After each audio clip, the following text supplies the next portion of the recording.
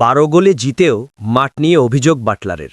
বাংলাদেশ নারী ফুটবল দলের coach Peter Butler মাঝে মধ্যেই আক্রমণাত্মক কথা বলেন।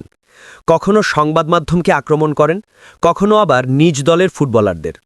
আজ সাফ অ-19 নারী টুর্নামেন্টে উদ্বোধনী ম্যাচে বাংলাদেশ 12-0 গোলে ভুটানকে হারিয়েছে।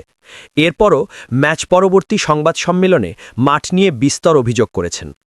বাংলাদেশ দলের কোচ পিটার মাঠ নিয়ে অভিযোগ তুললেন এভাবে: আসলেই মনে করি এই মাঠ ভালো ফুটবল খেলার উপযোগী নয়। এই মাঠে স্প্রে দেওয়া হয়েছে যেন সবুজ দেখায়, এবং আমার মতে যে দুটি দল তাদের খেলোয়াড়দের উন্নতির চেষ্টা করছে এবং ভালো ফুটবল খেলার পথে আছে, তাদের এই মাঠে খেলতে বলা অন্যায়।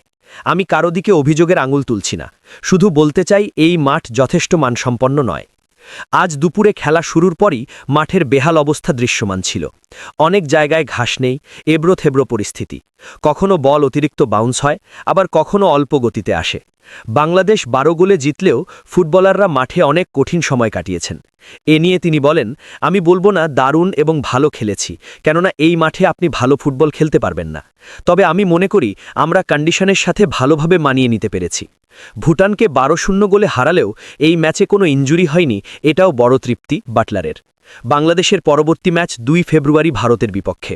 এ নিয়ে তিনি বলেন, এই মাঠ দুই দলের জন্য একই ছিল এবং আমি নিশ্চিত তারাও এটা নিয়ে খুশি নয়। কোনো ইনজুরি হয়নি, এটাও বড় ভালো দিক। খেলোয়াড়রা রিকভারি করবে। ভারত ও নেপাল ম্যাচ আজ বিশ্লেষণ করব। আজ বিকেলে স্বাগতিক নেপাল ও ভারতের মুখোমুখি হয়েছিল। ভারত 1-0 গোলে স্বাগতিক নেপালকে হারিয়েছে। 4 দলের এক ম্যাচ শেষে বাংলাদেশ ও ভারতের সমান 3 পয়েন্ট। গোল ব্যবধানে বাংলাদেশ টেবিলের শীর্ষে। 4 ফেব্রুয়ারি 4 দলের 3 ম্যাচ শেষে শীর্ষ 2 পয়েন্টধারী দল 7 ফেব্রুয়ারি শিরোপার জন্য লড়বে।